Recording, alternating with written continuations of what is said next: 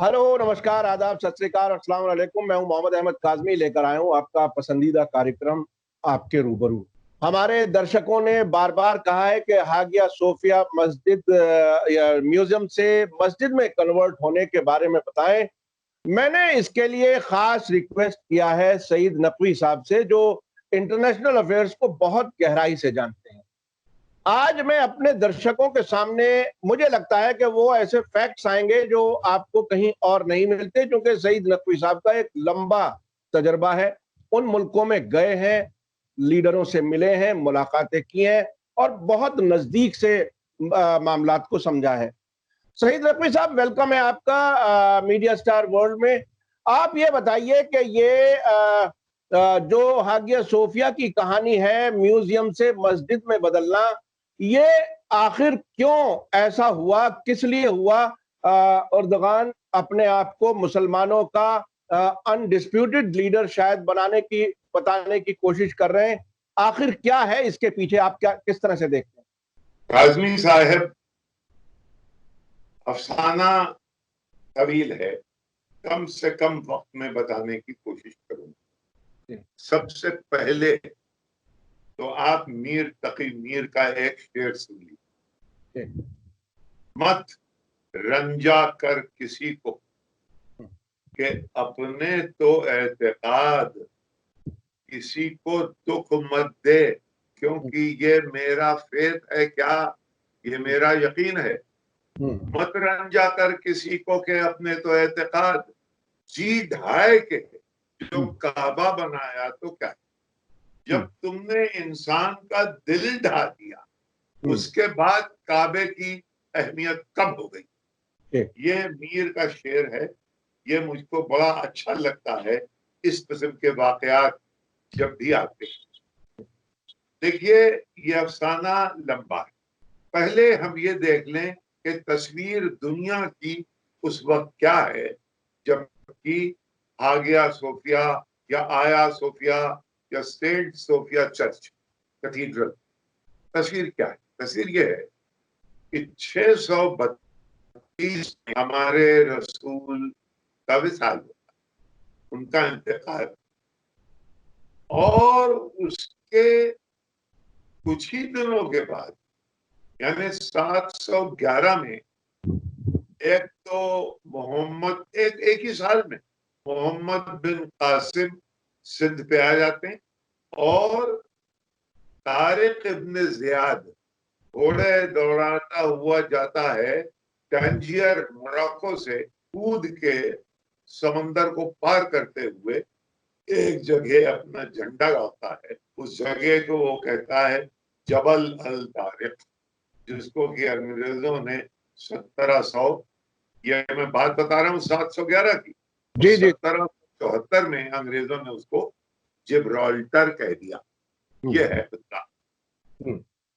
अब इस्लाम यहाँ पे पहला प्रोग होता है हिंदुस्तान में 711 में, लेकिन लोग ये बात नहीं जानते कि ओबा मस्जिद और मस्जिद नबवी जो कि मदीने में है और मदीने के पास 3 किलोमीटर दूर है, उसके अलावा जो उस दिनों में प्रॉफिट की जिंदगी में ही जो मसाजिद बन गई, उनमें से एक केरला में है। जी। आपका विसाल हुआ है 632 में और 629 में चेरुमन पेरुमल मॉस्क कोची के करीब बन गई। ट्रेडर्स थे, उसके लिए एक हिंदू ने आगे बढ़ के भाई इनको नमाज की तकलीफ होती, एक मस्जिद बनाई और 2 मस्जिदें बनी इथियोपिया में, जहां के आपका पहला हिजरत थी, first migration of the prophet was to Ethiopia. ये बैकग्राउंड है। जी जी। लेकिन तारिक के फौरन ही बाद यहां से अब्दुल रहमान नाम का एक आदमी अब्बासाइद के जमाने में वो अपनी जान बचा के पहुंच जाता है जिसको कहते हैं अंदलूसिया। वहां एक मुसलमानों की हुकूमत कायम हुई जो कि तकरीबन 800 साल चलती है। वहां पे एक मस्जिद बनती है, मस्जिद कर्तुबा। अगर नहीं देखी तो वो एक ऐसी इमारत है जिसको देखने के लिए दूर दूर से लोगों को जाना चाहिए। मैंने देखी। लेकिन 13वीं सदी में जब वहां एक चीज हुई, रिकॉन्क्वेस्टा, यानी क्रिश्चियंस ने जब रिकॉन्कर कर लिया, तो उन्होंने उस मस्जिद को, जो कि जिसके बारे में अल्लामा इकबाल गए, उन्होंने बाकायदा यानी जो बड़ी मार्कतुल आरा नज़्म लिखी, सिलसिले रोज़ व शब, वो उनको ये एक सिविलाइजेशनल मूवमेंट की तरह से दिखाई कि सिविलाइजेशंस में उठती हैं, गुरूब होती हैं। उसका एक नमूना उनके सामने था मस्जिद कर्तुबा, जो कि आजकल एक एक्टिव चर्च है। और ये 14वीं सदी से आज तक मैंने देखा है। और वहां जितनी भी ताकें हैं अंदर, उन सब में सेंट्स की तस्वीरें लगी हुई हैं। ये है वहां। अब तकरीबन उसी वक्त जबकि मस्जिद वहां बन रही है, स्पेन में सेंट सोफिया कैथीड्रल सिक्स्थ और 7th सेंचुरी में बनता है कॉन्स्टेंटिनोपल, जिसको कि जब आप उर्दू पढ़ते थे तो लोगों से कहा जाता था, बेटा ये प्रोनाउंसिएशन ठीक करने के लिए कहो कुस्तुनतुनिया, कॉन्स्टेंटिनोपल। वहां पे ये यूरोप का सबसे बड़ा ऑर्थोडॉक्स चर्च। वहां चर्चों में भी डिवीजन है। तो Greek Orthodox church, Byzantine Orthodox church, उसका सबसे बड़ा कैथीड्रल, यानी उसकी आप तस्वीर अगर देखें तो वो अच्छा, एशिया यूरोप में है वो कैथीड्रल, और उधर बॉस्फोरस और मरमरा समंदर के उस पार एशिया है, और वो उसका कमांडिंग व्यू था। ये 1453 में जबकि सुल्तान महमद, यानी ऑटोमन अंपायर के सुल्तान महमद दी कॉन्करर, उनका नाम कर दे, उन्होंने जब अपनी ऑटोमन अंपायर की इब्तिदा रखी, तब ये कैथीड्रल था। उन दिनों का तर्ज यही था, जैसे कि मैंने आपको बताया, वो मस्जिद थी, गिरजे में तब्दील हो गई। यहाँ पे उन्होंने खरीदा इस इस इस कैथीड्रल को और उसको एक मस्जिद बना। जो भी वहां गया है, अगर आप गए हो तो बॉस्फोरस से पूरी स्काई लाइन जो है इस्तांबुल की, उसमें बड़ी खूबसूरत मस्जिदें हैं, डोम्स हैं, और बिल्कुल थर्मोमीटर की तरह स्लिम मीनारें, ये वहां के था। उनके बीच में ये अजीब सा अजूबा सा मालूम होता था तब भी।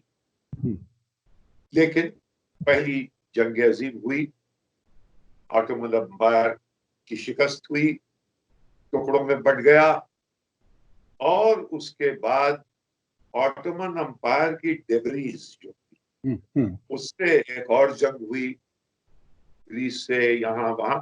उसमें एक जो आज का तुर्की है, वो विक्टोरियस निकल के आया।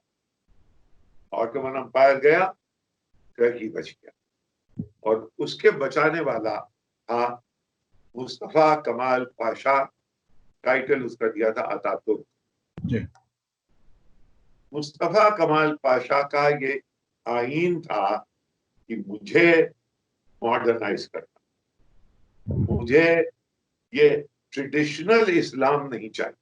और उसने ये कहा कि ये जो ऑटोमन्स ने इस कैथीड्रल को यहाँ पे मस्जिद बना दी है, ये हमेशा खटकेगा यूरोप के दिलों में, और यूरोप से हमें संबंध कायम।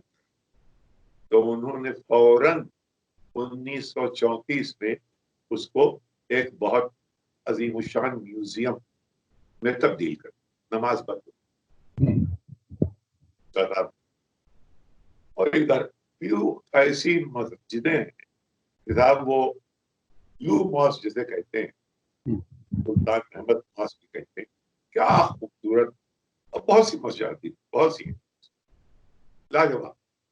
अब सीन आप पढ़ लीजिए धीरे धीरे वेस्ट। मेरा कहना ये, देखिए अजीब और गरीब चार्ज में, मेरा कहना यह है कि ये वेस्टर्न इस्लामी ममालिक में एक्सट्रीमिज्म पैदा करने में बहुत बड़ा हाथ अमेरिका का, उसके साथ साथ इजराइल का और वेस्टर्न ममालिक का है।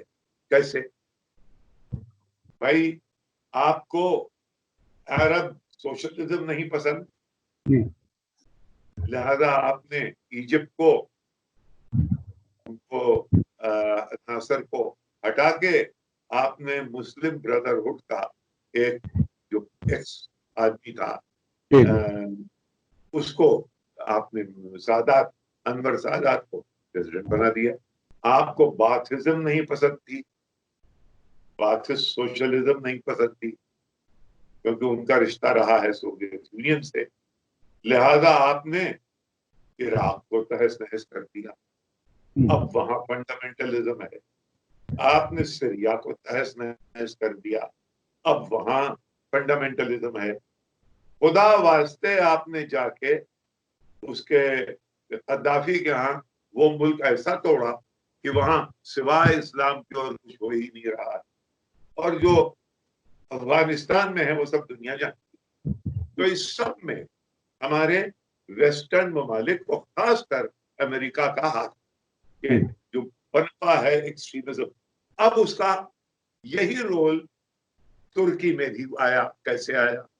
कब 1992 से 1995 तक जो बॉस्नियन वॉर हुई है, जो फॉर्मर यूगोस्लाविया टूटा और उसमें सर्बिया और क्रोएशिया ने स्क्वीज किया मुस्लिम मुल्क एक जिसका नाम था बॉस्निया हर्जेगोविना, के साथ जंग चलती रही 4 साल तक। और यूरोप इंटरवीन ना करे, क्यों ना करे? अब हम तो यूरोपियन यूनियन इसलिए बनाई जा रही है कि अगर हम इस जंग में हिस्सा लेंगे तो उसमें वो जो राइवल्स हैं वो दूसरी जंग अजीम में भी राइवल साइड्स में थे, और हम इनका साथ देंगे तो यूरोप में फला उनका साथ दे देगा, लिहाजा हम इसमें नहीं पहुंचना चाहते। आपने खूब पिटने दिया, सेब्रेनित्सा हुआ जो कि दुनिया जानती है, कई हजार मुस्लिम मर्द और बच्चे जवान, उनको जाके बिल्कुल गन डाउन करके मास ग्रेव में बेरी कर दिया। और 4 साल तक सरायेवो की सीज रही। अब देखिए तुर्की में टेलीविजन पे लोग क्या देख, वो देख रहे हैं कि बॉस्निया हर्जेगोविना, सरायेवो जो है ये सराय, कैरवान सराय से निकला है, जी जी जी, जहां लोग जाके रेस्ट करते। तो ये दोनों जगह वो थी जो कि उनकी बहुत खास थी ऑटोमन्स के जमाने में, जिनसे कि उनके रिश्तेदार थे वहां तुर्की के। 4 साल तक उन्होंने ये देखा। अच्छा, जो अतातुर्क का ढांचा था सेकुलर, उसका गारंटर वहां की फौज, ये सब बिल्कुल हिल गए, और एक वहां रफाह पार्टी बन के निकली। उसके लीडर थे नकमतीन अरबकान। नकमतीन अरबकान प्राइम मिनिस्टर, जैसे ही वो प्राइम मिनिस्टर बने, क्योंकि ये एक एंटी वेस्ट इस्लामी जज्बा तुर्की में फैल गया, और वो बोस्निया की जंग की वजह से, यानी वेस्ट ने वो भी क्रिएट किया। और जनाब अली यहाँ फौज ने फौरन इंटरवीन करके उसको अरबा खान को डिसको होशियार थे। उनके दो चेले, एक अब्दुल्ला गुल और वो उन दिनों में बहुत ही पावरफुल मेयर ऑफ इस्तांबुल जनाब तैयब एर्दोगान, इन्होंने रफा पार्टी खत्म की और इन्होंने एक justice and development party, secular party का वो कुर्ता पहना और वो जनाब एक इलेक्शन जीते, दूसरा जीते, तीसरा, और किस प्लेटफॉर्म पे जीते? Anti Israel. यानी आपको वो मरमरा जहाज का किस्सा मालूम होगा कि जब इजराइल से रिश्ते बहुत बुरे, अमेरिका के खिलाफ, अमेरिका की फौजें जाना चाह रही हैं ये इराक, उन्होंने कहा नहीं, हमारे यहाँ से नहीं जाएंगे, हमारी पार्लियामेंट तय करेगी। पार्लियामेंट ने मना कर दिया। तो ये इससे पॉपुलैरिटी बढ़ी और वो पॉपुलैरिटी इतनी बढ़ी कि 3 टर्म्स हो गए। अब 3 टर्म्स के बाद कॉन्स्टिट्यूशन कहता है कि ये और हो नहीं सकते। उस बीच में सीरिया हो गया। सीरिया में इनके सामने ककड़ी लटकाई गई। यूरोप ने, अरे ये तो मौका है, तुम ही तो डेमोक्रेट हो और पूरे इस खित्ते के लीडर तुम हो। ये जनाब अली आओ देखा न ताओ, ये पहुंच गए ट्रिपोली में, नमाज पढ़ दी इन्होंने। इनके दिमाग में ये फतूर आया कि अब तो अगर ये ब्रिटिश कॉमनवेल्थ हो सकती है और फ्रैंकोफोन ममालिक हो सकते हैं, तो एक ऑटोमन संगठन क्यों ना बनाया जाए। ये आया और उसको बढ़ावा दिया गया कि बेटा चढ़ जा तू। ये जनाब अली ना इधर के रहे ना उधर के रहे। सीरिया में इनकी हद हुई, अमेरिका से बनी नहीं। रूस आया, रूस ने सीरिया का साथ दिया। बरतानिया, यूरोप ने इनके साथ ये हरकत की। और इस बीच में आपकी एप्लीकेशन पड़ी हुई थी कि हम यूरोपियन यूनियन में जाना चाहते हैं, वो थी। हाँ, एक तरफ तो यूरोप से थप्पड़ मिला, दूसरे इकोनॉमी डूबने लगी। फिर अमेरिका बहादुर जो थे वो कुर्दों को ज्यादा कुर्दों को रखना चाहते थे कि शायद अब वहां जाके ये अनाउंस कर पाएंगे खुद अपने अवाम को और दुनिया के इस्लामिक अवाम को कि देखो सुल्तान महमद द कॉन्करर 1453 में आया और उसने हागिया सोफिया कैथीड्रल को मस्जिद में तब्दील किया। अब देखो तैयब एर्दोगान दोबारा एक म्यूजियम को इतनी बड़ी मस्जिद तुमको दे के जा रहा। ये है खेल, नाटक ये है भाईजान। अच्छा अच्छा नकवी साहब, एक बात, खुद एर्दोगान की शख्सियत में एक अजीब सा कंट्राडिक्शन महसूस होता है। कंट्राडिक्शन ये कि एक तरफ उनके इजराइल से ताल्लुकात हैं, आम तौर पे मुसलमानों में इजराइल के से मुतालिक अच्छे जज्बात नहीं है, फिलिस्तीनियों पर मुसलसल मजालिम की वजह से। और ये एक तरफ ये दावा कर रहे हैं कि वो मुसलमानों का लीडर बनेंगे। तो क्या इजराइल के चाहने वाले मुसलमानों के लीडर बन पाएंगे या इजराइल को पसंद ना करने वाले लीडर बनेंगे मुसलमानों के? देखिए, एर्दोगान साहब की पॉलिटिकल जर्नी में ये दूसरा फेज, और दूसरा फेज काफी देर के बाद आया। पहला फेज वो था जबकि इन्होंने अमेरिकन के खिलाफ पोजीशन ली, फौजें तुर्की नहीं जाए वहां, इराक नहीं जाएंगी। इन्होंने पोजीशन ली कि जो जहाज ये कुनक पहुंचा रहे थे, इनके जहाज फलस्तीनियों को, उनको आके इजरायली फोर्सेस ने वहां बाकायदा उनसे हाथापाई की, उस पे इन्होंने रिश्ते तोड़ दिए। तो एक वो मंजिल थी। लेकिन धीरे धीरे धीरे जैसे ही इनको इस बात का एहसास हुआ कि अब ये दोस्तों के बगैर 10 तोपा शल है, किनारे से लगा बैठा हूं। अगर ये है तो इन्होंने फिर गोया देखा कि भाई इसराइल से, क्योंकि इसराइल की रकाबत बशार अल असद से ज्यादा है, इनसे कम है, तो लिहाजा दोस्त दुश्मन का दुश्मन उससे दोस्ती कर लो। तो ये गोया एक पेच डाला है, और क्योंकि ये पेच डाला है, इस पेच को न्यूट्रलाइज करने के लिए देखो मुसलमानों, मैं ये मस्जिद। तो अब आने वाले वक्त में आप क्या देख रहे हैं? ये इनकी बात चल पाएगी क्या? दुनिया का मुसलमान उन्हें लीडर के तौर पे मानेगा? देखिए देखिए नकवी साहब, ये सब आप ये प्रीमेच्योर बातें हैं। अभी फिलहाल मदारी का खेल वॉशिंगटन में हो रहा है। नवंबर तक इंतजार कीजिए कि ये कौन आने वाला है वहां। उसके सब बाकी दम बखुद हैं, बस वहां पे ये है। और बीच में क्या हो गया है कि चीन और ईरान और चीन और रूस और चीन अब बाकायदा सऊदी अरेबिया, यानी एक वो तंजीम बन रही है बहुत लंबी चौड़ी, और इतनी लंबी चौड़ी हो गई कि जिसपे हमने सोचा था कि अब हम चाबहार से हट गए हैं, एकदम ने देखा कि अरे या अल्लाह, ये तो खेल दूसरा हुआ जा रहा है। तो हम फिर पहुंचे, हमने कहा नहीं, हम बिल्कुल राजी हैं, हमारे बिल्कुल बंदोबस्त, हम आपके साथ हैं। हमको सेंट्रल एशिया चाबहार के जरिए ही जाना है, बंदर अब्बास के जरिए ही जाना है, लिहाजा यहाँ भी खेल बदला है। तो इस वक्त दुनिया में अहमियत जो है, सबसे मरकज देख रहे लोग वाशिंगटन, और वाशिंगटन और चीन की रकाबत।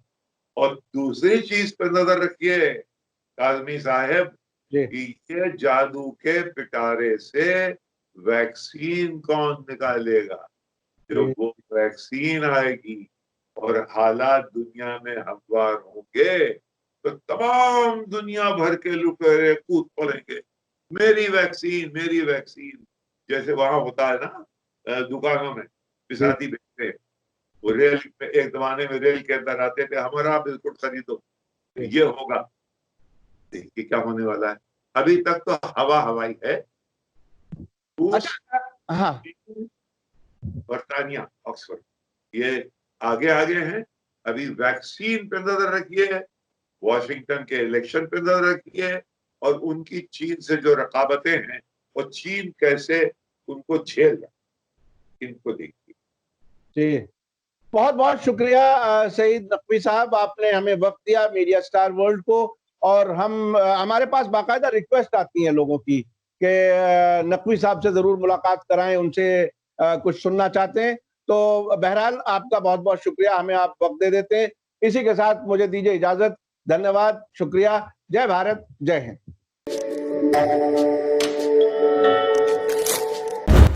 मीडिया स्टार वर्ल्ड के और वीडियो देखने के लिए हमारे चैनल को सब्सक्राइब करें और सीधे नोटिफिकेशन पाने के लिए बेल आइकन दबाएं।